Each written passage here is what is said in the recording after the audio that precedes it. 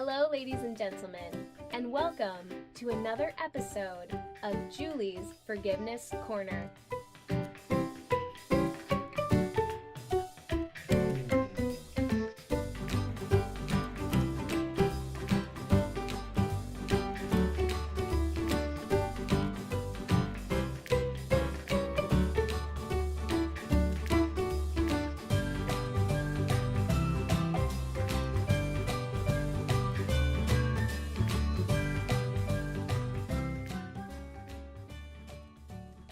I'm Julie, and thanks for joining me today.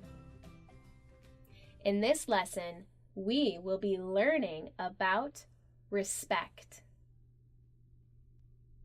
Before we start our lesson, I want to review with you what we talked about in our last lesson. Do you remember what story we listened to last time? That's right, we listened to a story about Winnie the Pooh. We learned about kindness and how we can show people kindness through our thoughts, feelings, and actions. And we learned that we can offer kindness to people every single day. There is no such thing as too much kindness. In today's lesson, we will be learning about a new word called respect. Some of you may have heard this word before. What do you think the word respect means?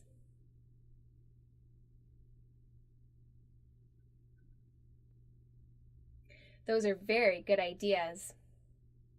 In order for us to better understand what respect means, we are going to learn a little bit about its opposite.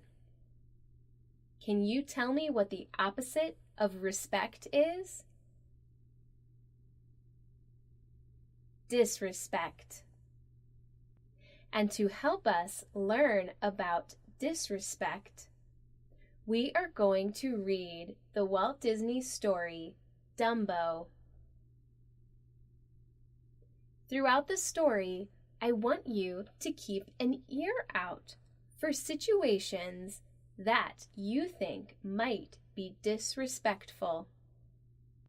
When we are disrespectful, it means we are treating someone as though they do not have inherent worth. It means we are not treating them like we would like to be treated.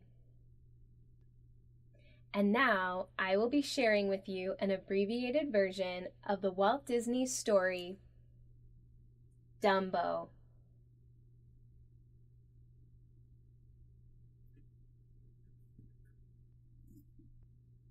Dumbo is an elephant.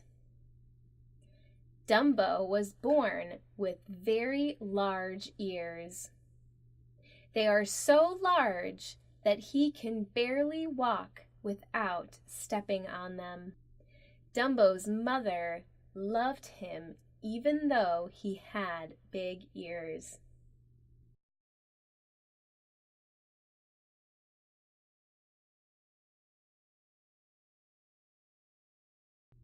Dumbo and his mother were a part of a traveling circus. And one day, this circus decided to have a parade in town. Dumbo, of course, wanted to be involved in the parade. But oh, those ears! He couldn't take 2 steps without tripping over them. Trouble was, some of the local kids started to tease him. They were just bullies, nothing else. Boy, his mama did not like that. If you ask me, the boy deserved it. But the ringmaster called her a rogue elephant and started cracking his whip and scaring her half to death. "Capture her!" he shouted, and she was shackled and dragged away. Dumbo's mother was put into an elephant jail, and Dumbo was so sad. The other elephants were not very comforting either. They ignored Dumbo and teased him about his big ears.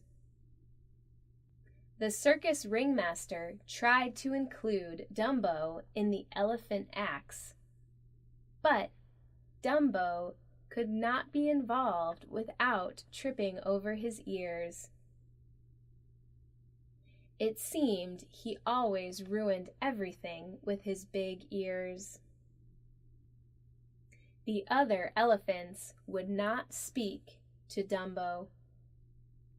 And so the circus made Dumbo into a clown, and the other clowns threw pies at Dumbo.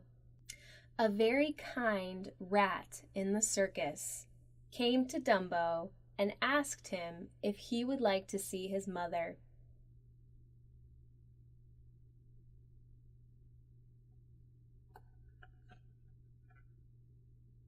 And just for a little while, Dumbo and his mommy were together again, till it was time to get back.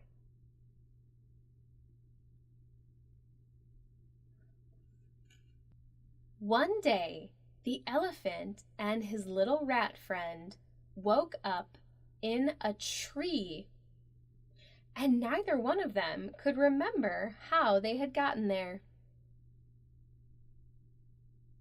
One of the birds laughed and suggested that maybe the elephant flew. All of the birds found this very amusing and continued to laugh at Dumbo and his friend. But Dumbo's rat friend was not laughing. He was beginning to believe that Dumbo might actually be able to fly. Somehow, I just knew Dumbo could fly. "Go on, Dumbo, flap those ears, up, down, faster, faster." Then, just when I was giving up, hot diggity, Dumbo, you're flying! Dumbo was a natural-born flyer. Those circus folks were in for a big surprise. Dumbo returned to the circus, and at the show that night, he showed everyone how he could fly. We gave them a loop-de-loop, the low glide, and a few party tricks too. Served 'em right. The crowd loved it. Couldn't get enough of us. Dumbo became famous overnight. And the circus gave Dumbo his own carriage and let his mother stay with him.